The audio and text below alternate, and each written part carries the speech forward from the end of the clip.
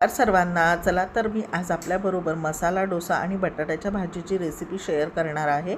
यासाठी मी मसाला डोस्यासाठी रेशनिंगचेच तांदूळ घेतले आहेत जे की आपल्या सगळ्यांकडेच अवेलेबल असतात। येथे मी रेशनिंगचे 4 वाटी तांदूळ घेतलेले आहेत, 1 वाटी उडदाची डाळ, 3 चमचे चण्याची डाळ, 1 चमचा मेथी दाणा, 2 चमचे साबुदाणा।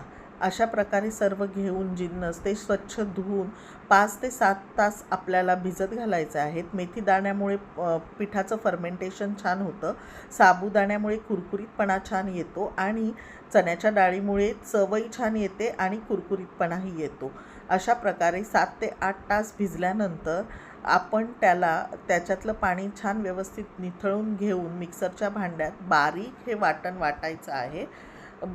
इडलीचं जे बॅटर असतं ते थोडंसं थिक स्वरूपात आपण म्हणजे थोडंसं रवाळ ठेवतो, परंतु जे हे बॅटर आहे डोश्याचं ते बारीक असं वाटून घ्यायचं आहे। त्यानंतर आपण पाहू शकता किती बारीक वाटलं गेलेलं आहे। वाटण पूर्ण वाटल्यानंतर जे आपण फर्मेंटेशनला ठेवणार आहे त्याच्या आधी त्याच्यामध्ये थोडंसं तेल घालायचं आहे आणि हे बॅटर 5 ते 6 मिनटं चांगलं एकजीव ढवळत राहायचं आहे, म्हणजे चांगलं फेटून घ्यायचं आहे। फेटण्याची कृती महत्त्वाची आहे। फेटलं की पीठ छान हलकं होतं आणि फुगूनही छान वर येतं आणि झाकण ठेवून 7 ते 8 तास फर्मेंटेशनला ठेवायचं आहे। याच्यात मी कुठल्याही प्रकारचा सोडा किंवा मीठ घातलेलं नाही आहे। आता बटाट्याच्या भाजीसाठी साहित्य खाली दिल्याप्रमाणे बटाटे 3 ते 4 शिट्ट्यांमध्ये उकडून घ्यायचे आहेत। तेलाला फोडणी देण्यासाठी आपण येथे पाहत आहात खाली दिलेले जिन्नस मी टाकून घेतलेले आहेत।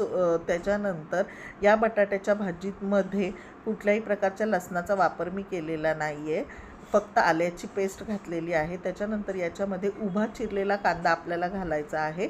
उभा चिरलेला कांदा घातल्यानंतर थोडंसं पाणी घालून घ्यायचं आहे, कारण ही बटाट्याची भाजी ही थोडीशी ओलसर स्वरूपाची असते, कारण डोशाबरोबर जास्त कोरडी भाजी जात नाही, तर ती थोडी ओलसर लागते, म्हणून थोडंसं पाणी घालून त्याच्यानंतर थोडीशी हळद घालून छान ते एकजीव झाल्यानंतर त्याच्यावर जो आपण उकडलेला बटाटा आहे तो हाताने स्मॅश करून घालून एकजीव करून घ्यायचा आहे। चवीनुसार मीठ, आवडीनुसार कोथिंबीर घालून छान ती भाजी तयार। अशी भाजी आपण नक्की करून बघा आणि ही भाजी थोडीशी ओलसरच ठेवायची आहे। त्याच्यानंतर आपण पाहू शकता 8 ते 9 तासानंतर जे मी पीठ फर्मेंटेशनला ठेवलं होतं ते किती छान फुगून वर आलेलं आहे, जवळजवळ दुप्पट झालेलं आहे ते पीठ।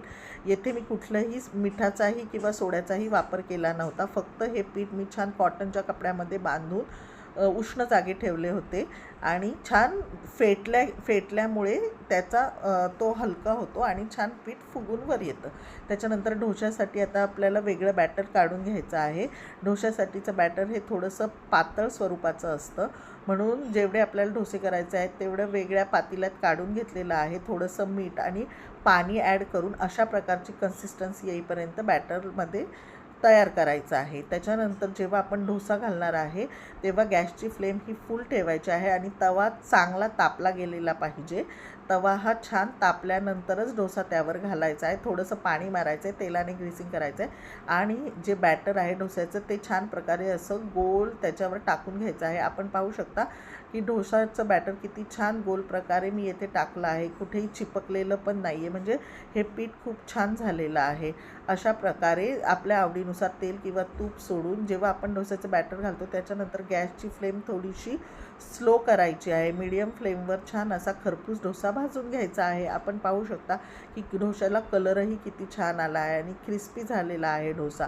त्याच्यानंतर दुसरा जेव्हा डोसा आपण टाकणार आहे तेव्हा थोडंसं पाणी मारायचं आहे, तव्यावर हाताने शिंपडायचं आहे, म्हणजे जो तव्याची जी फ्लेम असते ती बॅलन्स्ड होते आणि डोसा जळत नाही।